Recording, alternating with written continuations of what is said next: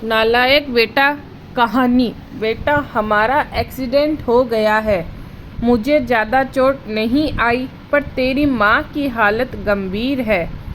कुछ पैसों की ज़रूरत है। तेरी माँ को खून चढ़ाना है। 62 साल के माधव जी ने अपने बड़े बेटे से फ़ोन पर कहा, पापा, बहुत व्यस्त हूँ। आजकल मेरा आना नहीं हो सकेगा। मुझे विदेश में नौकरी का पैकेज मिला है, तो उसी की तैयारी कर रहा हूँ। आपका भी तो यही सपना था ना, इसीलिए हाथ भी तंग चल रहा है। पैसों की व्यवस्था कर लीजिए, मैं बाद में दे दूँगा। उनके बड़े इंजीनियर बेटे ने जवाब दिया। उन्होंने अपने दूसरे डॉक्टर बेटे को फ़ोन किया, तो उसने भी आने से मना कर दिया। उसे अपनी ससुराल में शादी में जाना था। हाँ, इतना ज़रूर कहा कि पैसों की चिंता मत कीजिए, मैं भिजवा दूँगा। यह अलग बात है कि उसने कभी पैसे नहीं भिजवाए। उन्होंने बहुत मायूसी से फ़ोन रख दिया। अब उस नालायक को फ़ोन करके क्या फ़ायदा, जब ये दो लायक बेटे कुछ नहीं कर रहे तो वो नालायक क्या कर लेगा। उन्होंने सोचा और बोझिल कदमों से अस्पताल में पत्नी के पास पहुँचे और कुर्सी पर ढेर हो गए। पुरानी बातें याद आने लगे।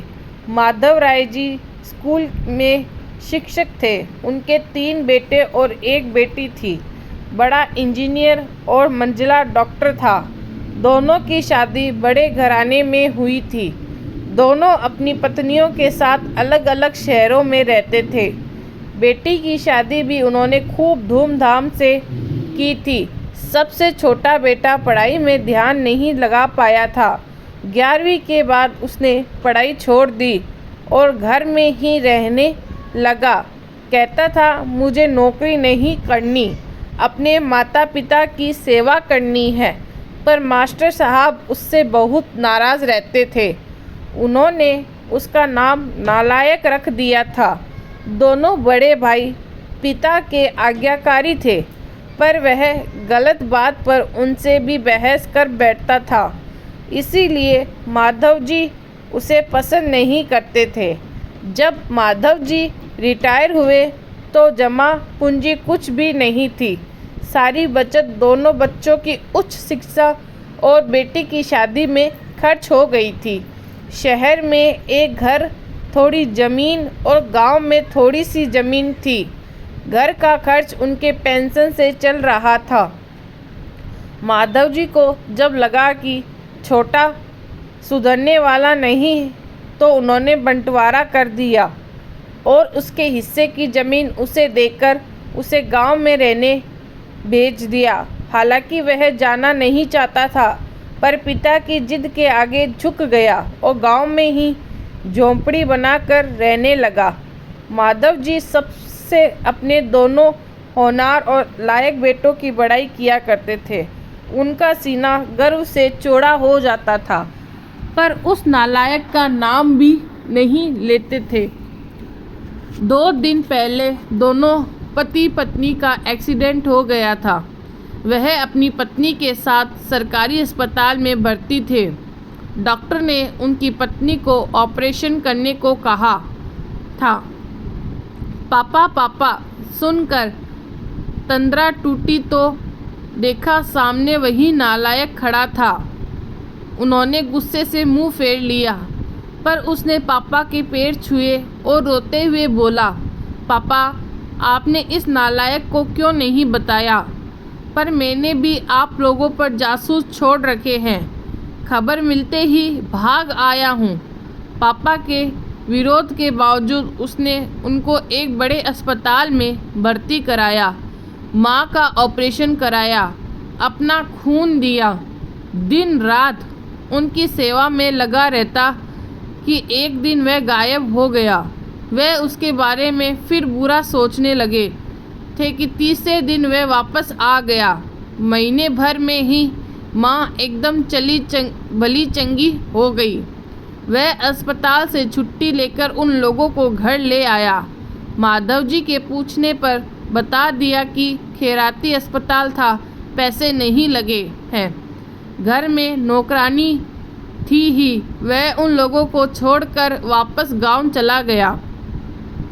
धीरे धीरे सब कुछ सामान्य हो गया। एक दिन यूं ही उनके मन में आया कि उस नालायक की खबर ली जाए। दोनों जब गांव के खेत पर पहुंचे तो झोंपड़ी में ताला देखकर चौंके।